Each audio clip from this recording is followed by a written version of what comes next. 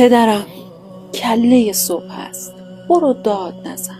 من که بیدار شدم، این همه فریاد نزن. توی ذهن تو نماز است فقط، میدانم پدرم، چشم، فقط داد نزن. میخوانم من از امروز مسلمان. باشد کار هر روز و شبم خواندن قرآن باشد. کاش بنشینی و یک لحظه فقط گوش کنی. کاش یک لحظه به حرف دخترت گوش کنی. حجر از حافظه ها پاک شده، میفهمی؟ دخترت صاحب ادراک شده، میفهمی؟ به خدا حق همه آنچه تو میگویی نیست پدرم. حضرت حق آنکه تو میجویی نیست پدرم. ما همه در ظاهر دین بند شدیم، همگی منحرف از دین خداوند شدیم. دین نگفته است ز خون شهدا وام بگیر، کربلا رس کن از گریه کنان شام بگیر.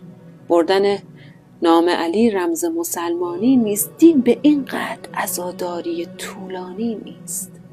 مال مردم خوری و گردن کج پیش خدا، در سرا با پری و توی حرم با مولا. مؤمن واقعی آن است که الگو باشد، آن زبان در خور ذکر است که حقو باشد.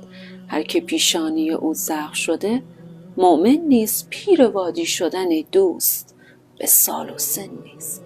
دین تسبیح و مناجات و محاسن دین نیست. به خدای تو قسم پیرو دین خودبین نیست. دین کجا گفته که چون کبک ببر سر در برف؟ دین کجا گفته فقط مغلطه باشد در حرف؟